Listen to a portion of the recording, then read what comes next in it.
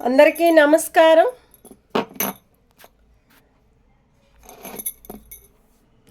ఇవాళ చెప్పే మాటలు మనం వింటుంటే రేవంత్ రెడ్డి గారు కాంగ్రెస్ పార్టీ వారిని ఎంత గానం మాట్లాడుతున్నారంటే అంత చెడ్డ పేరు రేవంత్ రెడ్డి గారు తెచ్చుకున్నాడు. ఇళ్ల స్థలాలు కోలగొట్టే ఆస్తులు గుంజుకుంటానికి ఇవాళ రేవంత్ రెడ్డి గారు నేను బతికాను అనుకుంటున్నాడు. ఎంతమంది పేదవాళ్ళ ఇంటిని కోలగొట్టిస్తే నువ్వు ఒక రేవంత్ రెడ్డి గారువా? వాళ్ళు ఏమంటున్నారు? సిగ్గులేను రేవంత్ రెడ్డి గారు, వాడు నాశనం అయిపోని వాడు పిల్లలు, వాళ్ళ పెళ్ళాము, వాళ్ళ భార్యలు, కోడళ్ళు, కొడుకులు, అల్లుళ్ళు ఇంతమంది మాటలు మాట్లాడుతుంటే మనకన్నా కొంచెమన్నా మీరింత తప్పులు చేసి ఆ తప్పుల్లో మీరు పెట్టుకున్నారంటే ఒక రేవంత్ రెడ్డి కాంగ్రెస్ అంటే అది అసహ్యమేస్తుంది. ప్రతి ఒక్క ప్రజలకి, ప్రతి ఒక్క ప్రభుత్వానికి కూడా అసహ్యమేస్తుంది. ఇవాళ టిఆర్ఎస్ ప్రతి ఒక్కరికి కూడా ఇళ్ళు కోలగొట్టలేదు.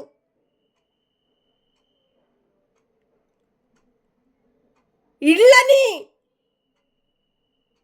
స్థలాలని కోలగొట్టలేదు. కొన్ని లెక్కల వల్ల తప్పు అయింది కాబట్టి అది వాళ్ళు చెయ్యని తప్పుని బయట వాళ్ళు గుంజుకొని దాంట్లో బతికి ప్రజల్ని మోసం చేశారు. కానీ టిఆర్ఎస్ పార్టీ ఆయన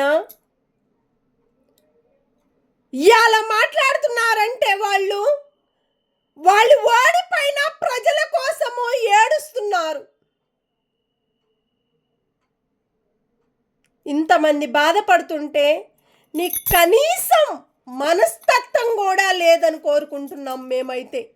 ఒక ఆడపిల్లల ప్రజలని నువ్వు ఇంతగానో మోసం చేస్తూ ఉంటే మరి నీకు ఒక బిడ్డుంది, ఆ బిడ్డకు పెళ్లి చేసినావు, అల్లుడు వచ్చాడు, అల్లుడు నీ బిడ్డకి కొడుకో బిడ్డో పుట్టిందేమో, కనీసం మీ భార్యని చూసన్నా, నీ బిడ్డను చూసన్నా, నీ మనవల్ని, నీ అల్లుల్ని చూసన్నా, మీ తల్లిదండ్రులని చూసన్నా నీకు తెలివి తెచ్చుకోలేదేమో అని ప్రజలు కోరుకుంటున్నారు.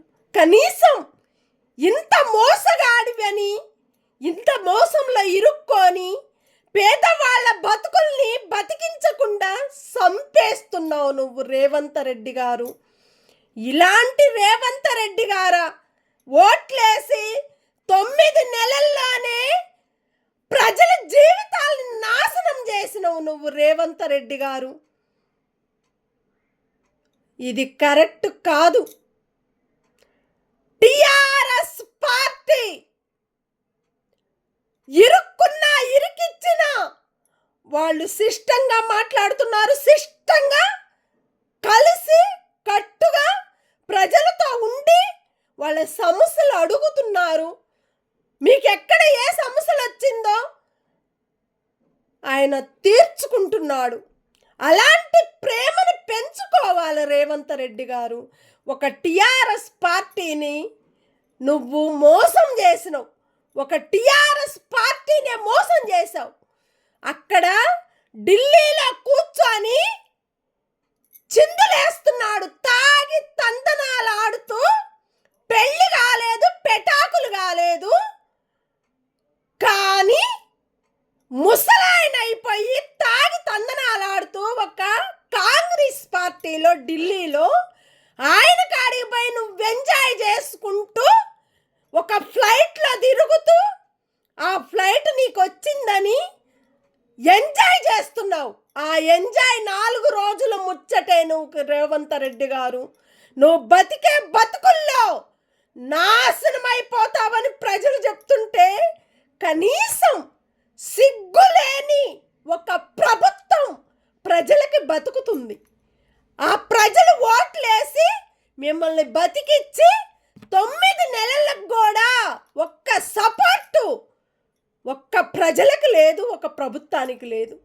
నువ్వు గెలిచినాక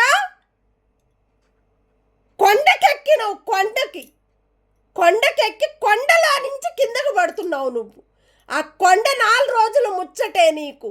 నువ్వు ఎంతమంది ప్రజలు నిన్ను అసహించుకున్నారో అంత అసహ్యము నీ ఇంటికి చుట్టుకుంటుంది, నీ పిల్లలకు చుట్టుకుంటుంది.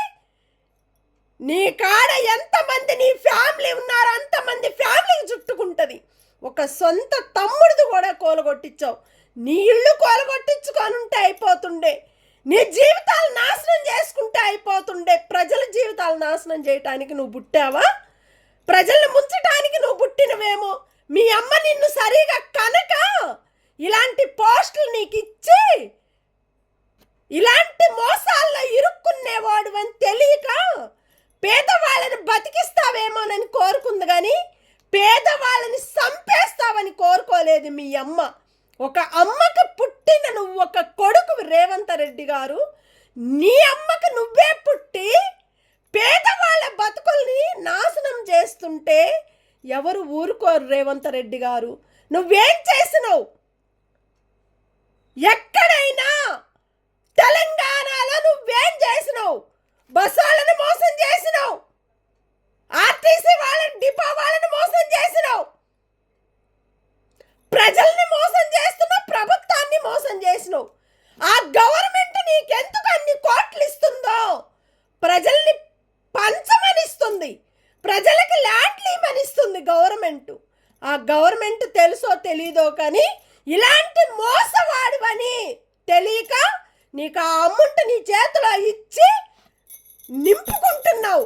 ఎన్ని కోట్లు నింపుకున్నా నువ్వు చచ్చేది ఒక నేల మీదే, నువ్వు బతికున్నా నేల మీదే, నువ్వు తిన్నా నువ్వు నేల మీదే తింటావు, నువ్వు ఉన్నా నీ నేల మీదే ఉంటావు.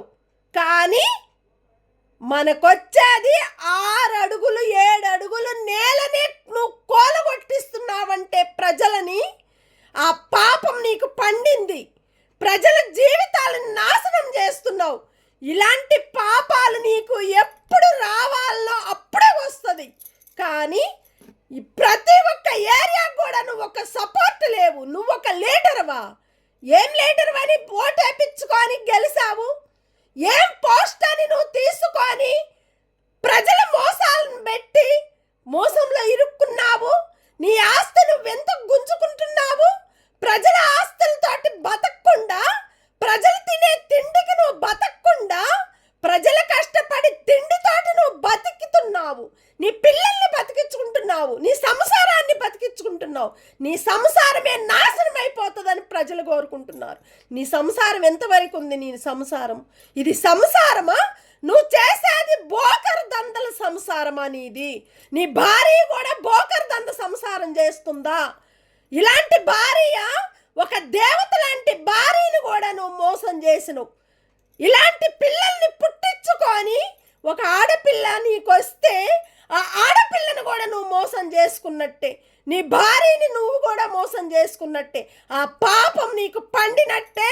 ఒక తల్లికి తండ్రికి నువ్వు పుట్టినాయనవు కాబట్టి ఆ తల్లిదండ్రుల జీవితాలను కూడా నువ్వు నాశనం చేసినావు. వాళ్ళ పరువు లేకుండా చేసినావు, వాళ్ళకి ఇజ్జత్ లేకుండా చేసినావు. నువ్వు ఏం మొగాడివి? మీ భార్యకే నువ్వు మొగాడివి కాదు, ప్రజలకు కూడా నువ్వు మగవాడివి కాదు, ఒక రౌడీ గాడు అని కోరుకుంటున్నారు ప్రజలు.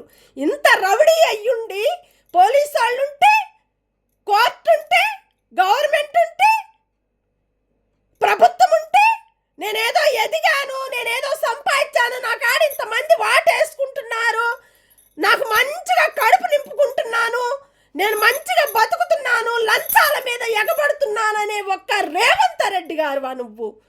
ఎంతమందిని నువ్వు మోసం చేసావో అంత పాపం నీకు చుట్టుకోకపోతే తోపాంచేతాను. నువ్వు ఇలాంటి పాపాలు ప్రజలు మాట్లాడే మాటలు గలీజు మాటలు మాట్లాడుతున్నారు. ఇలాంటి పాపాలను బతుకుతుంది, ఇలాంటి పాపాలను తింటున్నావా?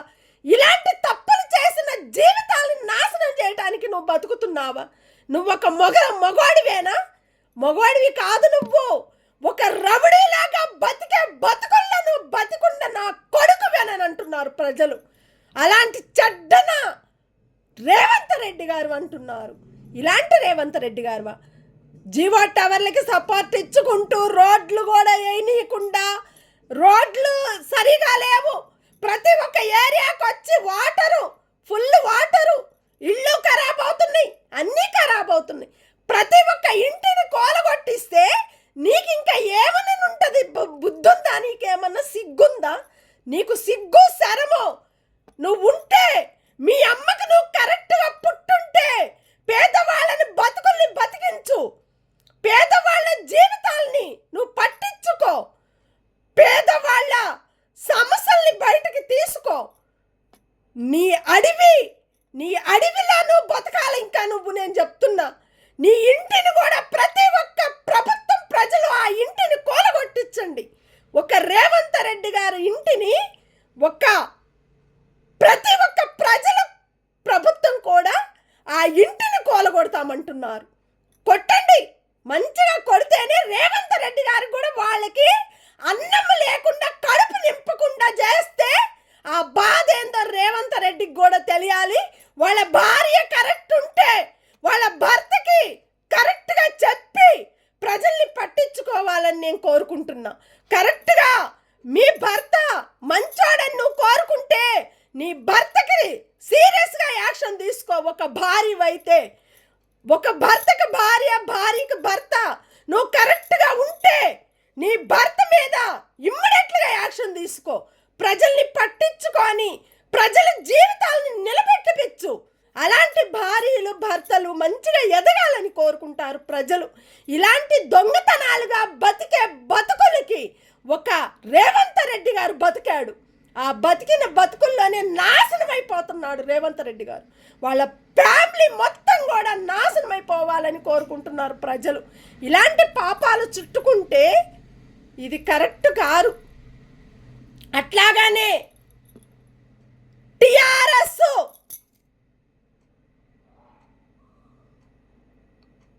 పెద్ద ఆయన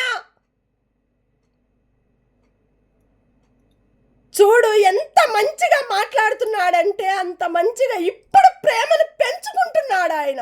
ఇలాంటి తప్పులు జరిగినవి తెలుసుకొని మళ్ళా ముందుకు అడుగేసి టిఆర్ఎస్ పార్టీ ఆయన పెద్ద ఆయన అయ్యి ఉండొచ్చు, వాళ్ళ కొడుకుది కూడా వాళ్ళ అల్లుడికి చేతి మీద కూడా కట్ చేసి ఇచ్చిండ్రు. ఇలాంటి తప్పులేని చెత్తముండా కొడుకులు బతుకుతున్నారు అని అంటున్నారు ప్రజలు. ఇలాంటి పాపాలను పండించుకునేది మీరు. ఆస్తులు ఎవరి ఆస్తులు వాళ్ళకుంటాయి, ఎవరి జాగలు వాళ్ళకుంటాయి, ఎవరి ఇల్లు వాళ్ళకుంటుంది. కానీ మున్సిపాలిటీకి ఎందుకు తెలియటం లేదు? రిజిస్ట్రేషన్ ఎందుకు తెలియటం లేదు? కోలగొట్టించినప్పుడు రిజిస్ట్రేషన్ చేసిన వాళ్ళు ఎందుకు ముందుకు రాలేకపోతున్నారు? మీరు రిజిస్ట్రేషన్లు ఎందుకు చేస్తున్నారు? తప్పు చేసిన వాళ్ళది రిజిస్ట్రేషన్ చేస్తారా? తప్పు చేయని వాళ్ళది కష్టపడి పని చేసుకున్న ఆస్తులు లంచాల మీద ఎగబడి మీరు రిజిస్ట్రేషన్ చేస్తున్నారా? తప్పుంటే దాని తప్పును రాయండి, నిజముంటే నిజాన్ని రాయండి. మంచి పేరు మనకి రిజిస్ట్రేషన్కి కూడా రావాలని మేము కోరుకుంటున్నాము. ఇలాంటి తప్పులు చేసినప్పుడు కరెంటు బిల్లులు వస్తున్నాయి, వాటర్ బిల్లులు వస్తున్నాయి. ఎవరి ఆస్తని వస్తుంది వాళ్ళది, ఎవరు అంతస్తులని వస్తున్నాయి. కష్టపడి పని చేసుకున్న లంచాల మీద ఎగబడే ఆస్తులు కాదవి. కష్టపడి కొనుక్కొని మనం తెచ్చుకున్న ఆస్తి మన కడుపు నింపుకుంటున్నాం. మనం రెంటులు కట్టుకోలేక ఉండలేక అప్పులో సప్పులో చేసి లోన్ తీసుకొని ఇల్లు కట్టుకున్న వాళ్ళు చాలామంది పేదవాళ్ళు చేసుకున్నారు. ఇలాంటి పేదవాళ్ళన మీరు కోలగొట్టించేది? అలాంటి పేదవాళ్ళని కోలగొట్టిస్తే అదే కోలగొట్టే నీ ఇంటినే కోలగొట్టించాలని మేము కోరుకుంటున్నారు ప్రజలు. ఇలాంటి మోసాలు రానియకుండా ప్రతి ఒక్క ప్రభుత్వం కూడా మన కేసీఆర్ గారు ఆయనకు మొక్కాల. ఫస్ట్ నేను కూడా మొక్కుకుంటున్నాను. ఎందుకంటే మన కేసీఆర్ గారు ఆయన చేసిన కష్టాలని అందులో పని చేసుకునే వాళ్ళు కరెక్ట్ లేక ఆయన మోసపోయాడు. టీఆర్ఎస్లో కేసీఆర్ గారు కరెక్టే ఉన్నారు. దాంట్లో కొంతమంది దొంగలు మోసపిచ్చారు. ఆయన మోసం చేశారు. ఆయన దగ్గర మంచిగా తీసుకున్నారు. ఏ వర్కులు కూడా కరెక్ట్ చేయలేదు కాబట్టి ఆ దాంట్లో బతికి కేసీఆర్ గారిని మోసం చేసి ఆ మోసంలో ఇరికిచ్చారు.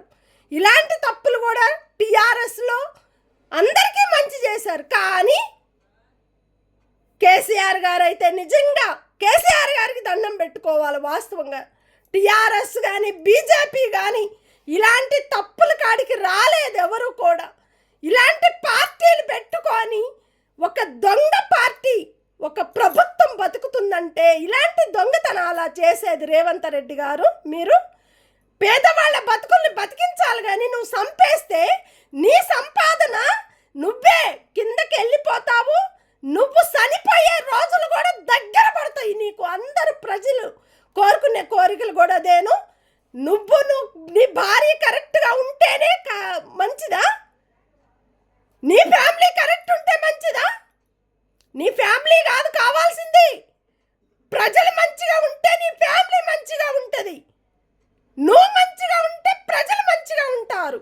అలాంటి దాంట్లో నువ్వు బతకాలని మేము కోరుకుంటూ ప్రతి ఒక్క ప్రజల్ని ఇళ్ళు కోలగొట్టిస్తే నువ్వు అసలు నీ మీదే కోర్టుకి వేస్తారు.